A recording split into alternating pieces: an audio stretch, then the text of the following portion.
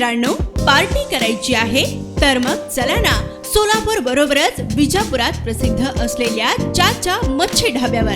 चाचा मच्छी ढाबा, विजापूर रोड, टाकळी, सोलापूर. संपर्क 9765 066 495. ये मैं समझता हूँ कि ये जो रूलिंग पार्टीज है इनका एजेंडा ही हिंदू मुस्लिम करना है, मुसलमानों को तकलीफ पहुंचाना है. तो क्योंकि हम देखते हुए आए हैं कि इन्हीं पार्टियों का राज जिस स्टेट्स में है और भी अलग स्टेट्स में, वहां पर अल्पसंख्यक लोग के साथ क्या क्या जुल्म किए जा रहे हैं. तो ये उसी का सीरीज है कि हमारा महाराष्ट्र में भी अफसोस के साथ ये सरकार है और इन्हीं का वो चल रहा है, राज चल रहा है और जुल्म कर रहे हैं लोगों पर. तो हम इसका निषेध करते हैं और इसको अपोज करते हैं. और एज यूजुअल जैसा हम लोग हमेशा एमआईएम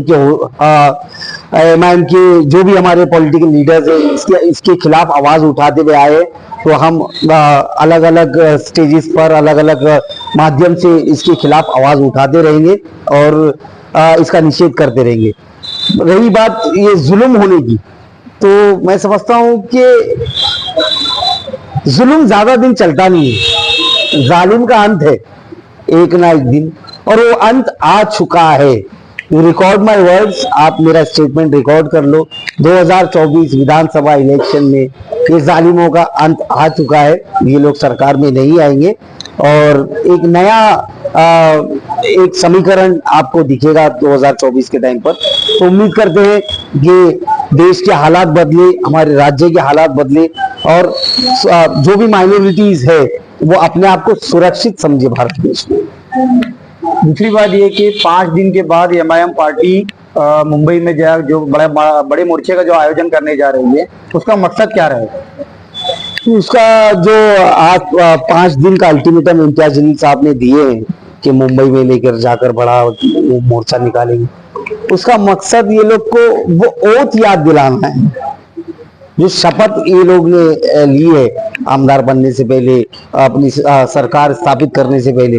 वो शपथ में क्लियरली बोला जाता है कि मैं irrespective of caste and creed और सबको एक समान समझा जाएगा, कॉन्स्टिट्यूशन का पालन किया जाएगा, उसके तहत ही काम किए जाएंगे.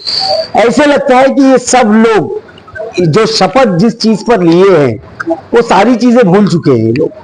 तो उनको वापस से एक बार याद दिलाने के लिए और बताने के लिए ये जो देश है, डॉक्टर बाबा साहेब अम्बेडकर ने जो कॉन्स्टिट्यूशन लिखा है उस पर चलेगा, ना कि आप लोगों की मनमानी के साथ चलेगा. तो याद दिलाने के लिए हम लोग जा रहे हैं. होपफुली हम लोग याद दिलाएंगे और उनकी समझ में आ जाएगा. देश भर में जो बहुसंख्यक समाज है वो कहीं ना कहीं वो अपने आप को असुरक्षित समझकर जो है बड़े बड़े मोर्चों का आयोजन कर रहा है. क्या लगता है कि अल्पसंख्यक समाज कहीं ना कहीं उन पर दबाव डाल रहा है जिसकी वजह से वो मोर्चे निकाल रहे हैं? क्योंकि हिंदू जनजागृत मोर्चे हो, ये बहुत सारे मोर्चे आजकल जो निकल रहे हैं, क्या लगता है इन मोर्चों से कहीं ना कहीं बहुसंख्यक समाज को एक तरफ लाने की कोशिश हो रही है? देखिए, अगर जिस देश में बहुसंख्यक समाज भी मोर्चे निकाल रहा है, वो भी अपने आप को सेफ नहीं समझ रहा है, उनकी भी मांगे पूरी नहीं की जा रही है, और अल्पसंख्यक समाज जो है वो तो पीड़ित है ही, उनकी तो अनेक ऐसी कहानियां हैं. तो जिस देश में ना मेजोरिटी खुश है ना माइनॉरिटी खुश है, तो मैं तो ये अपील करता हूँ, डिमांड करता हूँ कि जो सरकार है इस देश की वो खुद से डिसॉल्व हो जाना चाहिए और री इलेक्शन होना चाहिए, ताकि जो समाज के हर तबके को, वेदर इट बी माइनॉरिटी या मेजोरिटी, कोई भी समाज का हो, कोई भी कास्ट का हो, उन सबको खुश रखे. सरकार का काम है देश की उन्नति, देश का विकास, ना कि हम ये सरकार क्या काम कर रही है, सरकार रंगों में बांटने का काम कर रही है.